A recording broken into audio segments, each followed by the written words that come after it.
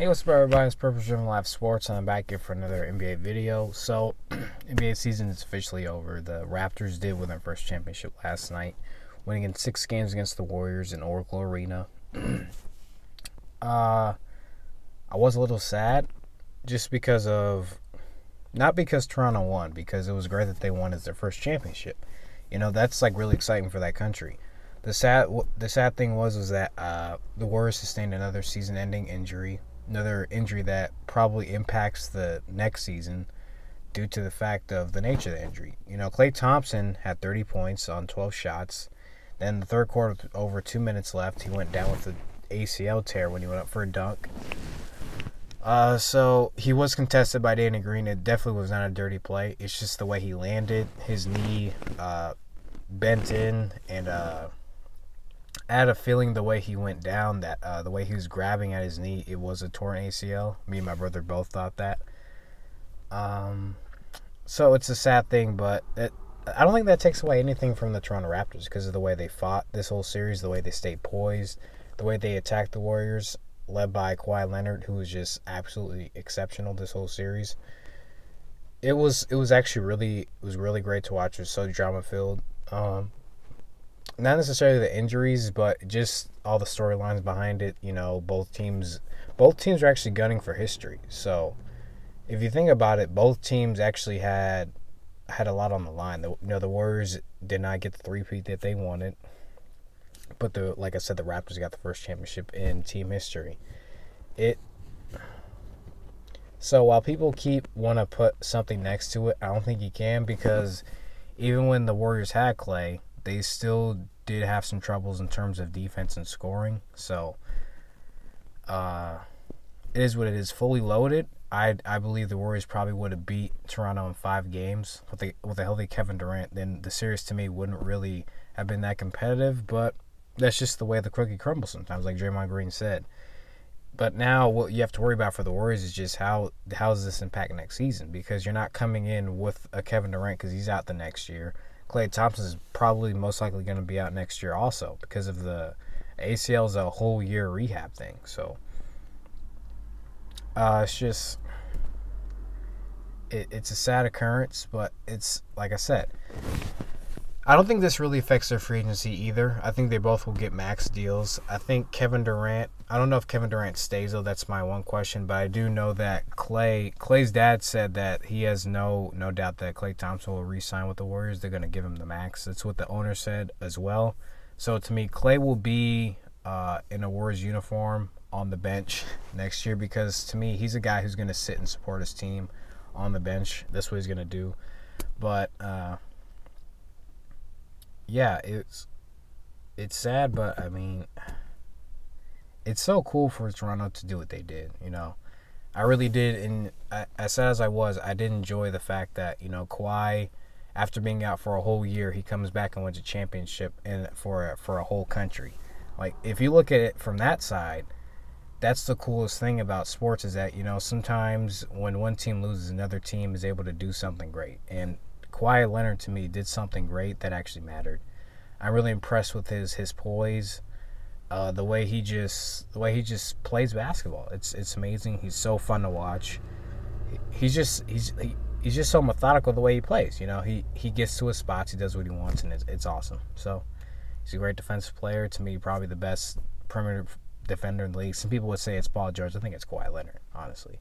Kawhi Leonard's already one of the best scorers in the league, so that can't be denied.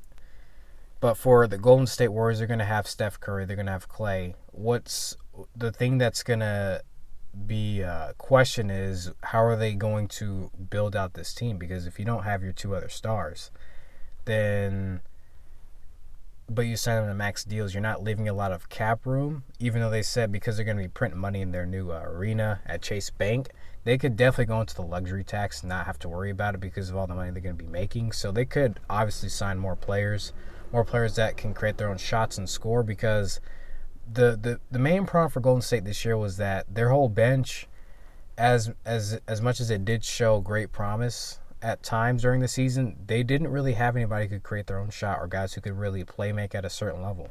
So it was just so tough for their bench to score that oftentimes, you know, they had to play their starters a multitude at times of 40 plus minutes, because especially in the playoffs, because there was really nobody on that bench they could depend on that could score consistently by themselves. And that hurt this team because they didn't have the depth. That's why, to me, as great as a Boogie Cousins signing was, you have a Kevin Durant. So to me, you eliminate that issue altogether.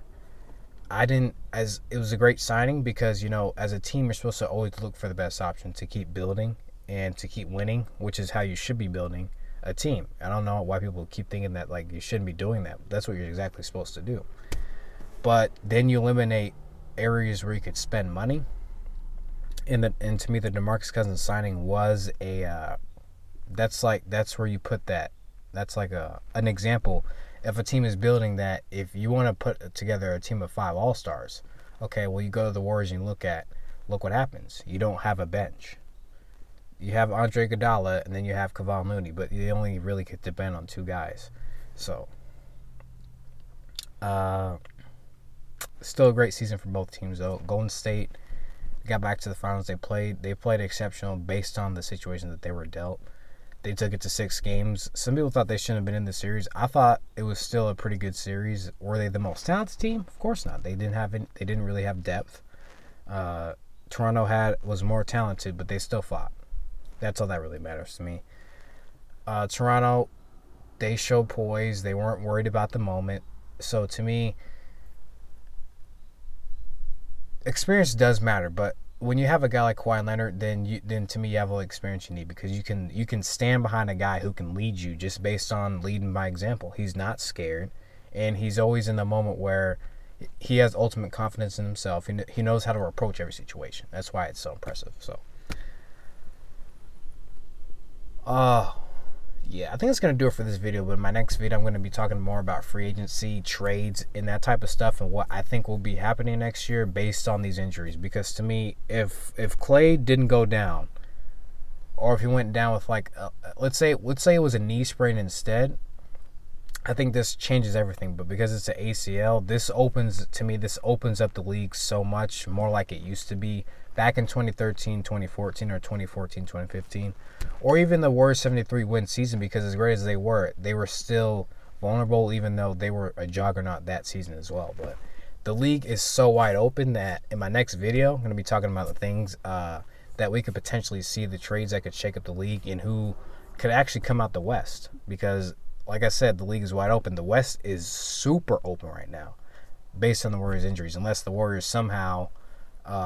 unless Steph Curry decides to go God mode and score 50 a game, Draymond averages 20 and 20 a game, which is possible. It's not impossible, but it's not really their style. So we'll talk about that in the next video. Thank you guys for listening. This is my championship breakdown, my aftermath.